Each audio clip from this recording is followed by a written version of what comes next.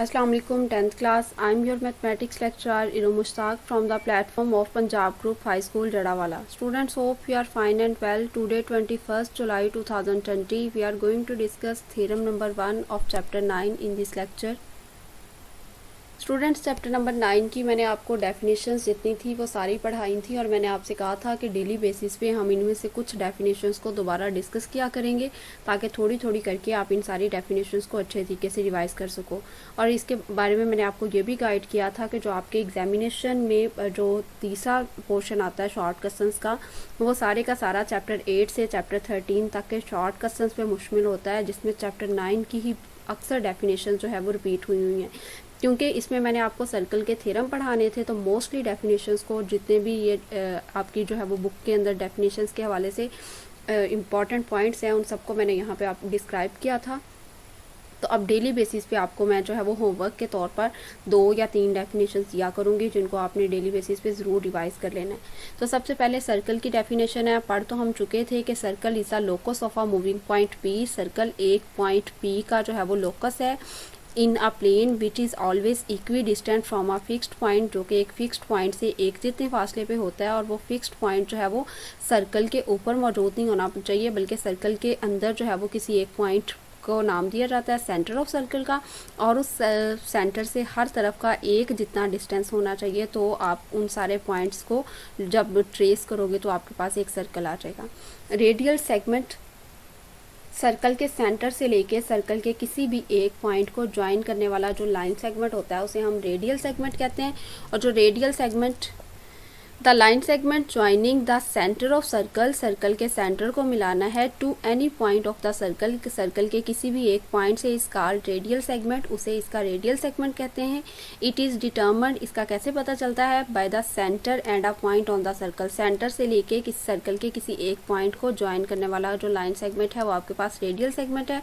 और एक सर्कल के जितने भी रेडियाई होंगे, जितने भी रेडियल सेगमेंट्स होंगे, वो सारे के सारे इक्वल होंगे लेंथ में, क्योंकि यही तो सर्कल की बेसिक डेफिनेशन है कि सेंटर वाले पॉइंट से हर तरफ एक जितना डिस्टेंस होना चाहिए। तो जो गिवन फिगर है इसमें आपके पास ओ ए जो है वो एक रेडियल सेगमेंट है। ये 2 डेफिनेशंस आपने याद करनी है आज के थ्योरम के साथ। चलें हम स्टार्ट करते हैं फर्स्ट थ्योरम। थ्योरम में आपको पता है बेटे कि एक क्लेम गिवन होता है आपके पास। यहाँ पे थ्योरम नंबर 1 में आपके पास जो स्टेटमेंट है वो ये है, 1 and only 1 circle can pass through 3 non collinear points. Collinear points वो होते हैं जो एक ही लाइन पे मौजूद हों, और नॉन कोलिनियर वो पॉइंट्स होते हैं जो एक लाइन पे मौजूद नहीं होते, मतलब एक दूसरे से थोड़ा अलग-अलग होते हैं। तो आपने यहाँ ये साबित करना है कि जो आपके पास 3 नॉन कोलिनियर पॉइंट्स होंगे, उनमें से अगर आप इकट्ठा एक सर्कल गुजारना चाहोगे तो सिर्फ एक ही सर्कल पास कर सकता है, उनमें से 2 circle at the same time उन तीनों नॉन कोलिनियर पॉइंट्स में से नहीं गुजर सकते। मैंने आपको ये बात एमसीक्यूज में भी करवाई थी और फिर मैंने आपसे कहा था कि हम इसको थ्योरम के ज़रिए से साबित करेंगे। तो चलें बिल्कुल जो है वो बाकी सारी की सारी हमारे पास हेडिंग्स वही हैं। सबसे पहले हमने इसका गिवन लिखना है जो कि 1 मार्क का होगा। उसके बाद जो है टू प्रूव लिखेंगे, उसका भी 1 नंबर है। फिर कंस्ट्रक्शन लिखेंगे, उसका भी 1 नंबर है, और 1 नंबर डायग्राम का है। ये टोटल 4 मार्क्स हो जाते हैं। फिर हम प्रूफ की हेडिंग में 2 नंबर जो है वो स्टेटमेंट्स के होते हैं हमारे पास, और 2 रीजंस के होते हैं जो हम बॉक्स बना के लिखते हैं। और थ्योरम के हवाले से ये बात बेटे 9th क्लास में भी मैं आपको कई मरतबा गाइड कर चुकी हूँ। 10th क्लास में भी सेम रूल है कि आपका थ्योरम चेक नहीं होता अगर उसमें डायग्राम बनी हुई ना हो। तो आपने डायग्राम पे फोकस ज़रूर करना है, और आपको पता है डायग्राम गिवन भी नहीं होती, आपने सिर्फ इस एक स्टेटमेंट की मदद से ये जो है वो सारे का सारा लिखना होता है, डायग्राम भी ड्रॉ करनी होती है और ये भी। तो चलें स्टार्ट करते हैं। हमारे पास सबसे पहले गिवन क्या है, 1 and only 1 circle can pass through 3 non collinear points. हमें सिर्फ ये पता है कि 3 नॉन कोलिनियर पॉइंट्स हैं। तो गिवन में हमने लिखा A, B, C are 3 non collinear points in a plane. एक आपके पास खाली जगह यानी प्लेन एक पेज भी हो सकता है, कोई भी एक जो है वो शीट का एक टुकड़ा, आपने उस पर 3 नॉन कोलिनियर पॉइंट्स जो है वो सबसे पहले ड्रॉ कर लेने हैं। ये आपके पास पहला पॉइंट A यहाँ पे आपने लगाया है, ये दूसरा पॉइंट है B, और ये तीसरा पॉइंट है C। ये वाला तीसरा पॉइंट नहीं है, यहीं पे आपने जो है इसके जो है वो एक जितने डिस्टेंस पे 3 पॉइंट्स लगा लिए, और ये आपके पास गिवन हो गया। अब साबित हमने क्या करना है, 1 एंड ओनली 1 सर्कल के सिर्फ एक ही सर्कल गुजर सकता है थ्रू 3 नॉन कोलिनियर पॉइंट्स। और नॉन कोलिनियर पॉइंट्स के अब हमें नेम भी पता है, A, B एंड C। उसके बाद बेटे नेक्स्ट हमने कंस्ट्रक्शन में क्या करना है, हमने जो है वो अब डायग्राम ड्रॉ करने का पूरा मेथड इस कंस्ट्रक्शन में मौजूद है। ए को ज्वाइन करना है बी के साथ और बी को ज्वाइन करना है हमने सी के साथ। तो join A with B and B with C, ये आपके पास पॉइंट ए, ये पॉइंट बी और ये वाला पॉइंट जो है वो सी, और आपने ए को बी के साथ ज्वाइन किया और बी को सी के साथ ज्वाइन किया, ये इसमें मौजूद नहीं है। ओके बेटे, नेक्स्ट आपने जो है वो बाइसेक्टर ड्रॉ करना है। जब आपने ए को बी से ज्वाइन किया तो आपके पास ये एक लाइन सेगमेंट आ गया। इस लाइन सेगमेंट को आपने अपने बिल्कुल सामने करने के बाद आपने जो है वो बेटे इस पे एक राइट बाइसेक्टर ड्रॉ करना है। राइट बाइसेक्टर ड्रॉ करने का आपको मतलब पता है, जो ये जितना भी इसकी जो है वो लेंथ है, इसकी आपने मेजरमेंट कर लेनी है। जितनी भी आपके पास इसकी लेंथ हुई उसके हाफ में से, और साथ में 90 का एंगल बनाते हुए एक लाइन ड्रॉ कर देनी है, बिल्कुल उसी तरीके से जिस तरीके से हम 9th क्लास में मैं आपको 90 का एंगल बनाना सिखाती थी कि आप कॉपी के पेज को अपने सामने ले आए इस तरीके से, ये वाला लाइन सेगमेंट आपके बिल्कुल सामने आ जाए और फिर आपने इसमें से 90 का एंगल ड्रॉ कर लेना है। और साथ में राइट बाइसेक्टर भी उसका होना चाहिए, नहीं बाइसेक्शनिंग भी करे उसकी, और इसको आपने नाम दे दिया डी एफ का। तो हम लिखेंगे ड्रॉ डी एफ, ये वाला जो है वो राइट के लिए या परपेंडिकुलर के लिए, perpendicular bisector to A B के ऊपर हमने परपेंडिकुलर बाइसेक्टर ड्रॉ किया डी एफ। इसी तरीके से हमने जो है वो बी सी के ऊपर, ये जो बी से लेके सी तक लाइन सेगमेंट है, इसको भी अपने सामने करके इसके ऊपर एक जो है वो राइट बाइसेक्टर ड्रॉ करना है H K. Draw D F bisector perpendicular bisector to A B and H K perpendicular bisector to B C. हमने दोनों के परपेंडिकुलर बाइसेक्टर्स ड्रॉ किए, और जो दोनों के परपेंडिकुलर बाइसेक्टर्स हमने ड्रॉ किए वो एक दूसरे के पैरेलल नहीं है, यानी ये जो डी एफ वाली लाइन है और ये जो एच के वाली रे है वो दोनों एक दूसरे के पैरेलल नहीं है। आप इसके ऊपर जो है वो रे का साइन भी लगा सकते हैं कि आपके पास जो है वो ये इनके पैरेलल नहीं है दोनों एक दूसरे के। ओके, जब वो पैरेलल नहीं है तो ज़ाहिर सी बात है एक दूसरे को क्या करेंगे, इंटरसेक्ट करेंगे किसी एक पॉइंट पे। इसको आपने जितना इंक्रीज़ किया और इसको इंक्रीज़ किया, वो जिस पॉइंट पे उन्होंने इंटरसेक्ट किया आपने उसे पॉइंट ओ का नाम दिया। उसके बाद आपने पॉइंट ओ को ज्वाइन करना है ए से, बी से और सी से, और ये आप जो है वो डॉटेड लाइन के ज़रिए करेंगे। तो अगर तो आप ये जो है वो आपके माइंड में आ रहा है कि ये तो हम कंस्ट्रक्शन कर रहे हैं और कंस्ट्रक्शन के तो सारे स्टेप्स हम डॉटेड लाइन के जरिए से कर रहे थे, तो सिर्फ डिफ्रेंशिएट करने के लिए कि राइट बाइसेक्टर्स कौन से हैं, और जो बाद में आपने उनकी मदद से आपके पास एक पॉइंट आया है, उस पॉइंट को जो है वो अलहदा करने के लिए मैंने उसको जो है वो लाइन्स के जरिए से शो करवा दिया और इसको डॉटेड लाइन्स के जरिए से। ठीक है, ये पॉइंट ओ को आपने ए से ज्वाइन किया, बी से ज्वाइन किया और सी से ज्वाइन किया। आप कंस्ट्रक्शन पढ़ लेते हैं। ज्वाइन जो आपके पास 3 नॉन कोलिनियर पॉइंट्स से अलग-अलग आपने पॉइंट्स लगाए हुए थे। ज्वाइन ए विद बी, ए को बी से ज्वाइन किया और बी को सी से ज्वाइन किया। उसके बाद आपने D F right bisector draw किया ए बी पे, ये वाला डी एफ राइट बाइसेक्टर आपने ए बी पे ड्रॉ किया और एच के राइट बाइसेक्टर आपने बी सी पे ड्रॉ किया। उसके बाद आपने देखा कि डी एफ, ये वाला जो डी एफ है और ये जो एच के है, ये आपस में एक दूसरे के पैरेलल नहीं है। जब ये पैरेलल नहीं है तो इसका मतलब है ये इंटरसेक्ट करेंगे एक दूसरे को पॉइंट ओ पे। फिर हमने पॉइंट ओ को जो है वो ज्वाइन किया ए के साथ, पॉइंट ओ को ज्वाइन किया बी के साथ और पॉइंट ओ को ज्वाइन किया सी के साथ। जब ये तीनों को आपस में जो है वो ज्वाइन कर दिया तो उसके बाद जो आपके पास पॉइंट ए ओ आया है, ठीक है, आपने पॉइंट ओ पे प्रकार की नोक रखनी है और जो आपकी पेंसिल की नोक होगी वो पॉइंट ए पे होनी चाहिए। पॉइंट ओ से पॉइंट ए तक प्रकार खोलने के बाद जब आपके ये राइट बाइसेक्टर एग्जैक्ट सही ड्रॉ हुए होंगे और उसकी मदद से आपके पास पॉइंट ओ सही आया होगा, तो आपका जब आप प्रकार को घुमाओगे यानी टर्न करोगे, उसकी मदद से आर्क ड्रॉ करोगे, तो वो डेफिनेटली आपका पॉइंट ए, पॉइंट बी और पॉइंट सी तीनों में से गुजर जाएगा। तो आपके पास ये सर्कल, अपने कंप्लीट सर्कल ड्रॉ करने की ज़रूरत नहीं है, तकरीबन सेमी सर्कल जो है वो आप ड्रॉ कर सकते हैं। ये डायग्राम कंप्लीट हो गई। यहाँ तक बेटे आपका 4 मार्क्स का थ्योरम कंप्लीट हो गया। नेक्स्ट आपको पता है कि हमारे पास जो है वो मौजूद होते हैं स्टेटमेंट्स और रीजंस की हेडिंग। तो सबसे पहले स्टेटमेंट की हेडिंग में हमारे पास है every point on D F is equidistant from A and B. ये जो डी एफ है हमारे पास, ये वाला डी एफ, इसके ऊपर है ये पॉइंट ओ, ठीक है, ये इसका राइट बाइसेक्टर था। हमने 9th क्लास में पहले थ्योरम में बेटे ये बात पढ़ी थी कि अगर कोई आपके पास एक लाइन सेगमेंट का राइट बाइसेक्टर होता है और राइट बाइसेक्टर के ऊपर कोई एक पॉइंट होगा, तो वो पॉइंट एक जितने फासले पर होगा उसके दोनों एंड पॉइंट से, यानी ओ का जितना डिस्टेंस ए से है, इसका मतलब है ओ का उतना ही डिस्टेंस बी से होगा। उसकी रीज़न क्या हमें पता है कि ये जो राइट बाई सेक्टर पे होता है पॉइंट, वो दोनों एंड पॉइंट से एक जितने डिस्टेंस पे होता है। तो ओ ए मेजरमेंट जो है वो इक्वल होगा मेजरमेंट ओ बी के। Every point on D F के ऊपर जो भी पॉइंट है is equidistant from A B, वो ए बी से एक जितने फासले पे होगा, क्योंकि D F is right bisector to A B. ये हमने कंस्ट्रक्शन में किया था, ये आपने उसके सामने उसकी रीज़न देनी है। इन पर्टिकुलर ख़ास तौर पर मेजरमेंट ओ ए, यानी ये बात हम किसके हवाले से कर रहे हैं कि जो डी एफ के ऊपर पॉइंट ओ है उसका जितना डिस्टेंस इस ए से होगा उतना ही डिस्टेंस बी से होगा। तो measurement O A is equal to, जब साथ में मेजरमेंट का वर्ड लग जाता है तो फिर कॉन्ग्रुएंट का वर्ड लिखने की ज़रूरत नहीं है, फिर इक्वल का वर्ड लिख देते हैं और इसको आपने पॉइंट 1 का नाम दे दिया। उसके बाद सेम यही रूल जो है वो जो आपने पहला परपेंडिकुलर बाइसेक्टर ड्रॉ किया था, यानी राइट बाइसेक्टर ड्रॉ किया था ए बी पे, जो ए बी के लिए रूल है, वही जो दूसरा आपने बी सी पे परपेंडिकुलर बाइसेक्टर ड्रॉ किया था डायग्राम में, उसके लिए भी सेम रूल है। तो जो एच के था वो परपेंडिकुलर बाइसेक्टर आपने ड्रॉ किया था बी सी पे, तो एच के ऊपर जो पॉइंट है वो ओ, वो बी से भी जितना फासला उसका होगा उतना ही सी से उसका डिस्टेंस होगा। तो यहाँ पे आप लिखोगे in particular measurement O B, यानी अब बी और सी की बात आ रही है, तो measurement O B is equal to measurement O C, इसको 2 का नाम दे दिया और इसके सामने क्या रीज़न लिखेंगे, H K is the perpendicular bisector to B C. और ये दोनों हम जो है वो किस बात को मद्देनज़र रखते हुए लिख रहे हैं, 9th क्लास में जो चैप्टर 12 में मैंने आपको पहला थ्योरम पढ़ाया था, any point on the right bisector of a line segment is equidistant from and points, तो उसके एंड पॉइंट से एक जितने फासले पे होता है। यहाँ पे हमने D F perpendicular bisector draw किया और उसके बाद H K perpendicular bisector draw किया बी सी का, और डी एफ था ए बी का। तो दोनों जिस पॉइंट पे मिले थे उसको पॉइंट ओ का नाम दिया था। इसका मतलब है कि पॉइंट ओ कॉमन है डी एफ के लिए भी और एच के लिए भी। तो डी एफ पे जो भी पॉइंट ओ है उसका एक जितना फासला होगा ए और बी से, तो वो आ जाएगा O A is equal to O B, और एच के ऊपर भी पॉइंट ओ है उसका एक जितना फासला होगा बी और सी से, तो उसके लिए आ जाएगा O B and O C.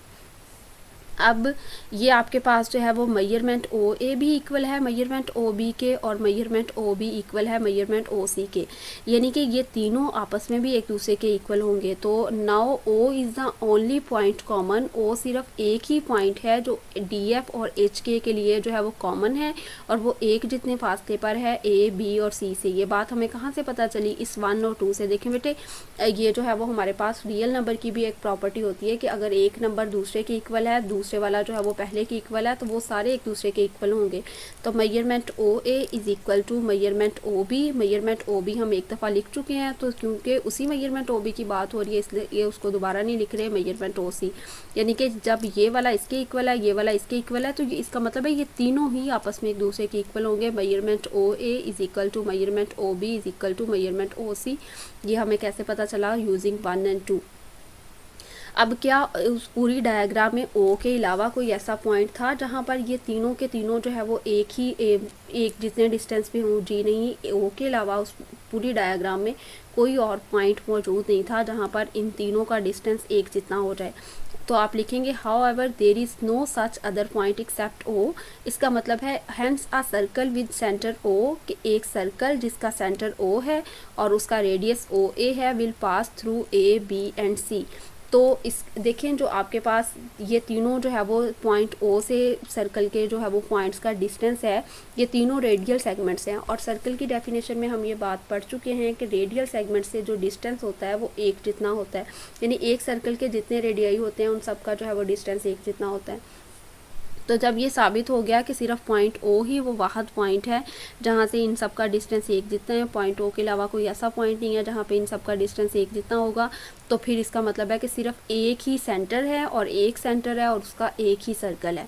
Hence a circle with centre O and radius O A will pass through A B C, ultimately there is only 1 circle. तो इससे साबित हुआ कि सिर्फ एक ही सर्कल है which passes through the 3 given points, जो कि 3 गिवन पॉइंट्स में से गुजर सकता है, जिसको हमने नाम दिया ए बी एंड सी का।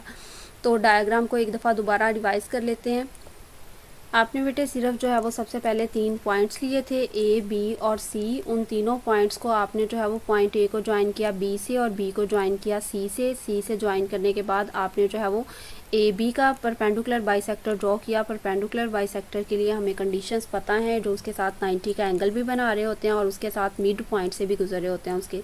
ओके, ये हमने D F perpendicular bisector draw किया था इस ए बी का। उसके बाद H K perpendicular bisector draw किया बी सी का। अब एच के और डी एफ दोनों जिस पॉइंट पे एक दूसरे को मिले उसको हमने पॉइंट ओ का नाम दिया।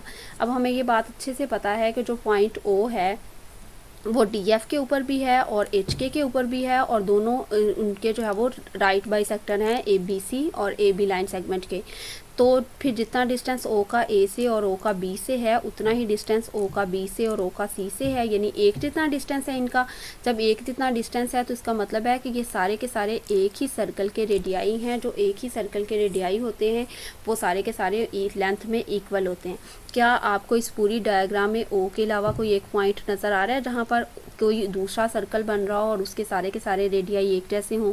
बिल्कुल नहीं। तो सिर्फ ओ ही वो वाहिद पॉइंट है जो सेंटर है और यहीं से उस सर्कल के सारे रेडियाई एक जितने होते हैं।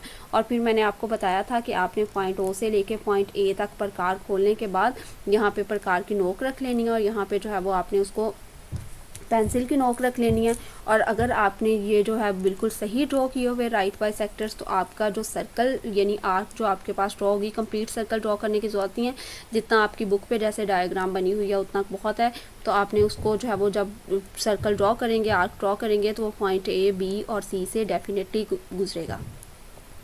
बेटे आपको पता है कि आपके जो लॉन्ग क्वेश्चंस हैं एग्जामिनेशन पॉइंट ऑफ व्यू में, आपके पास लॉन्ग क्वेश्चंस का जो पोर्शन होता है, एक तो शॉर्ट क्वेश्चंस का पोर्शन है, उसके साथ साथ लॉन्ग क्वेश्चंस का जो पोर्शन है उसमें आपके पास टोटल जो है वो 5 क्वेश्चंस आते हैं। पहले 4 जो क्वेश्चंस होते हैं वो आपकी टेक्स्ट बुक में डिफरेंट चैप्टर्स के होते हैं, और ये जो 5th वाला क्वेश्चन होता है आपके पास, जिसको पेपर में क्वेश्चन नंबर 9 का नाम दिया होता है उन्होंने, उसको वो थ्योरम वाला होता है। और इसके लिए आपके पास ऊपर स्टेटमेंट लिखी होती है। टोटल 5 क्वेश्चंस बन जाते हैं। पहले 4 क्वेश्चंस में से आपने जो है वो कोई से 2 क्वेश्चंस करने होते हैं, लेकिन क्वेश्चन नंबर 9 जो कि थ्योरम वाला है वो कंपलसरी क्वेश्चन होता है, यानी आप उसके लिए जो है वो आपके पास कोई चॉइस मौजूद नहीं होती, आपने वो अटैम्प्ट करना ही करना होता है। तो इसके लिए आपने जो है वो थ्योरम नंबर 1 5 थ्योरम है हमारे पास टोटल चैप्टर, ये हमारे पास 10th क्लास में। तो डेली बेसिस पे हमने एक ही थ्योरम डिस्कस करना है। आपने थ्योरम नंबर 1 को जो है वो उसकी रिटर्न प्रैक्टिस करनी है। डायग्राम की स्पेशली मैं बता चुकी हूँ कि डायग्राम अगर गलत हो या ना ड्रॉ की हो तो आपका थ्योरम चेक नहीं होगा पेपर में। तो आपने जो है वो डायग्राम पे फोकस करना है, उसको जो है वो 2 मरतबा 3 मरतबा ऊपर से देख के प्रैक्टिस करके फिर ज़ुबानी ड्रॉ करें। फिर भी कोई मिस्टेक होती है तो उसे दोबारा से जो है वो आपने ड्रॉ करके देखना है। सारा थ्योरम लिख के जो है वो याद करें और उसके बाद जो है वो अपनी बुक से उसको मैच करें। जो भी गलतियाँ आपको पता है इसमें, लाइन सेगमेंट का साइन कहाँ पे लगाना है, आपने परपेंडिकुलर बाइसेक्टर का साइन कहाँ पे लगाना है, छोटी छोटी सी मिस्टेक्स की वजह से आपके बहुत ज़्यादा मार्क्स कटते हैं। तो आपने इन पर फोकस करना है। ये सिर्फ तभी मुमकिन है जब आप इसकी रिटर्न प्रैक्टिस करेंगे, ठीक है। और इसके अलावा आपने जो है नीट नोटबुक पे इसको लिखने की ज़रूरत नहीं है, आपने सिर्फ इसको याद करना है और रफ नोटबुक पे लिखना है। ये आपको चैप्टर नंबर 9 का फर्स्ट थ्योरम था। क्यूरीज के हवाले से यही डिस्कशन है कि जो हेडिंग्स होती हैं आपके पास थ्योरम की, उसमें सबसे पहले क्लेम की हेडिंग तो आपको गिवन होती है, उसके बाद आप नंबर 2 पे लिखते हो गिवन। अच्छा, डायग्राम आपने कब ड्रॉ करनी है? डायग्राम आप लास्ट पे ड्रॉ नहीं करेंगे, क्योंकि अगर आप सबसे पहले डायग्राम नहीं ड्रॉ करेंगे बेटे तो आप उसके हवाले से जो है वो फिर 2 प्रूफ में उसको जो है वो डायग्राम की मदद से आपने लिखना है। उसके बाद आपने जो है वो जो गिवन है, उसके बाद कंस्ट्रक्शन, ये सारा कुछ आप डायग्राम की हेल्प से करते हो। तो डायग्राम आपने सबसे पहले ड्रॉ करनी है क्लेम के साथ ही। उसके बाद आपके पास, ठीक है, तो सारी हेडिंग्स का सीक्वेंस मैं आप रिपीट कर देती हूँ। सबसे पहले आपने डायग्राम ड्रॉ करनी है। डायग्राम अगर आप पूरे पेज पे मतलब जो है वो ड्रॉ करना चाहिए क्लेम के नीचे, या फिर आप हाफ पेज पे जैसे गिवन लिखते थे पहले और हाफ पेज पे डायग्राम ड्रॉ करना चाहिए, जैसे आपको बेहतर लगे। सबसे पहले डायग्राम, उसके बाद सेकंड हेडिंग होगी गिवन की। गिवन में आप वो सारा डाटा लिखते हो जिसको आपने साबित नहीं करना होता, बल्कि वो एज इट इज़ आपके पास मौजूद होता है। उसके बाद आप 2 प्रूफ लिखते हो। 2 प्रूफ में आपने अपने थ्योरम का उस क्लेम में से वो पोर्शन लिखना है जिसको आपने साबित करना है थ्योरम के अंदर। उसके बाद आपके पास आ जाता है कंस्ट्रक्शन की हेडिंग। कंस्ट्रक्शन वर्ड का मतलब वैसे तो तामीर करना होता है, यहाँ पे आपने कंस्ट्रक्शन में वो सारी डायग्राम के स्टेप्स लिखने होते हैं जिसको आपने जो है वो जो सब अभी साबित करना होता है, जो जिसके बारे में अभी श्योर नहीं होते आप, तो उसको आप डॉटेड लाइन से शो करते हो। उसके बाद आपके पास लास्ट वाली और मोस्ट इंपॉर्टेंट हेडिंग आ जाती है प्रूफ की। प्रूफ में आपके पास दो सब हेडिंग्स आती हैं, एक स्टेटमेंट की और एक रीज़न की। स्टेटमेंट में वो आप सारी जो है वो सारी बातें लिखते हो जिसकी वजह से आपका ट्रू प्रूफ जो है वो साबित होता है, और उसके अलावा उसके सामने आप रीज़न्स देते हो कि आप किस वजह से ये वाली बात कर रहे हो, यानी उसका लॉजिक देते हो। तो इन सारी बातों को मद्देनज़र रखते हुए उम्मीद है स्टूडेंट्स कि आप अपना जो है वो आज का थ्योरम रिवाइज़ करेंगे और इसकी रिटर्न प्रैक्टिस भी करेंगे। अल्लाह ताला आप सबको अपने हिफ्ज़-ओ-मान में रखे। थैंक